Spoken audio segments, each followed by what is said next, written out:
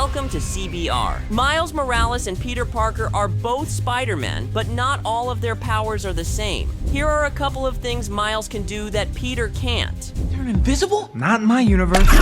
You just poked me in my eye. This is incredible. Some kind of fight or flight thing. What's that? One of Miles's unique powers is camouflage. He discovered he had the ability to turn essentially invisible in the 2018 animated film Spider-Man into the Spider-Verse. Unlike a cloaking device that would rely on technology, Miles's camouflage is a biological adaptation tied to his altered DNA.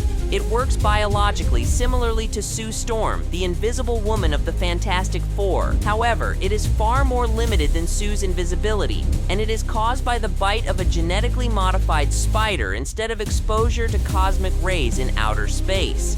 Miles would activate his camouflage unintentionally often at first, but managed to better control it in the 2023 sequel, Spider-Man: Across the Spider-Verse. With both himself and his clothes blending with the surroundings, Miles is able to make sneak attacks and flee from situations undetected. But this power does have its limitations. It is something connected to Miles's emotional state, which is what makes it so hard to master initially. It is also important to emphasize that it is actually camouflage and not full invisibility, like Sue Storm's. From up close, if someone has a sharp eye or is looking for Miles, aware that he is camouflaging, it is possible for him to be spotted.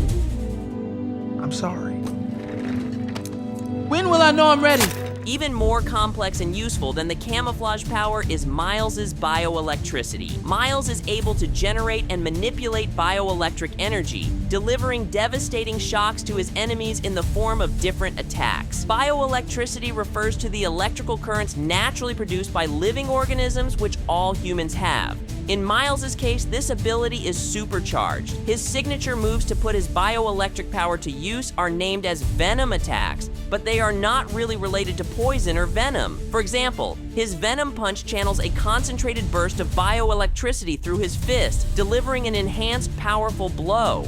In video games like 2020's Marvel's Spider-Man, Miles Morales, this ability is visually stunning, with crackling energy accumulating and coursing through Miles's arms, exploding upon impact.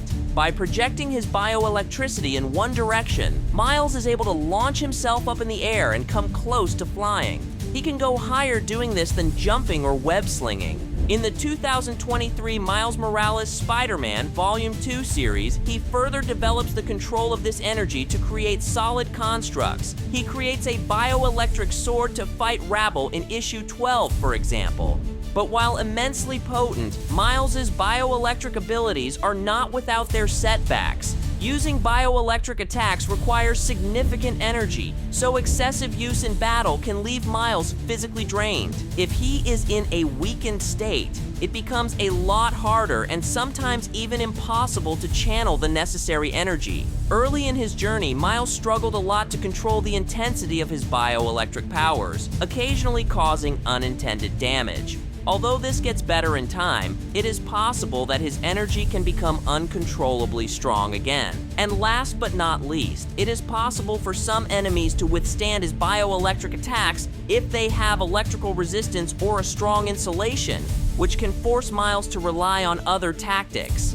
For example, in Ultimate Comics, Spider-Man number 22, Venom has developed a high tolerance to the Venom attacks after being attacked by Miles too many times. At first, Miles's blows are strong enough to even separate the symbiote from the host, but eventually become ineffective. Another instance that shows the weak spots of Miles's bioelectric attacks happens in the 2018 series Spider-Geddon, when Dr. Octopus creates a set of tentacles that don't conduct electricity.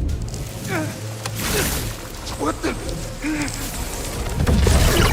The explanation for Miles Morales having these powers that Peter Parker doesn't is simply that he was bitten by a different spider. First of all, like Miles Morales himself, The spider that bit him comes from a different universe than the Peter Parker of the main timeline that is featured in the MCU. In the 2011 series Ultimate Comics Spider-Man #1, the spider is named Experiment Arachnid number 42.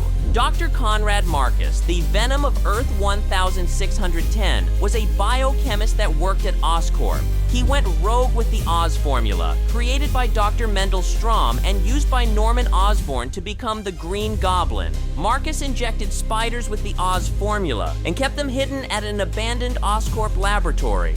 Instead of Peter Parker's law-abiding and responsibility advocate Uncle Ben, Miles Morales has an uncle who is a criminal. Aaron Davis has been seen in the MCU, played by Donald Glover, but that is his version on Earth 616. In the Ultimate Universe, Aaron raids an abandoned Oscorp facility and one of the spiders that Dr. Marcus experimented on jumps inside his backpack. He then visits his nephew Miles in Brooklyn, who is bitten by that spider. There was a Peter Parker on Earth 1610 as well, who was Spider-Man before Miles was bitten. But when Peter dies in action, Miles decides to take on the Spider-Man mantle. Miles later meets the Peter from Earth 616, and he is included in the 2015 Secret Wars event that ends with his permanent transfer to the main timeline.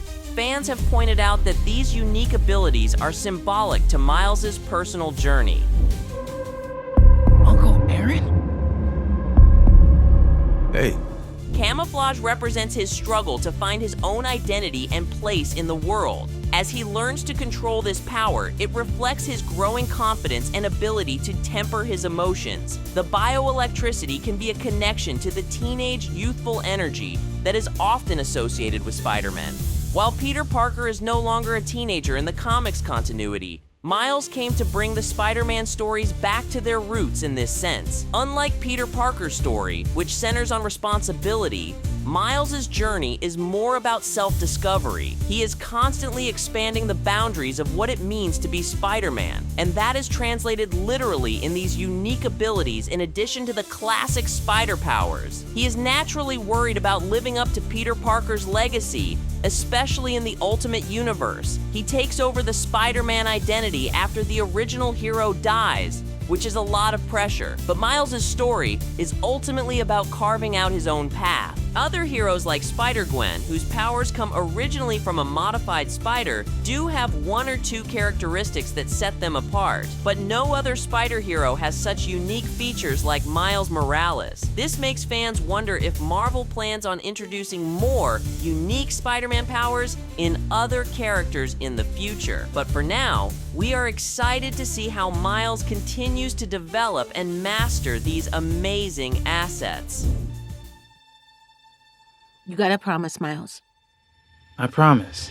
Which of these two powers is your favorite? Let us know in the comments below. Until next time, thanks for watching CBR.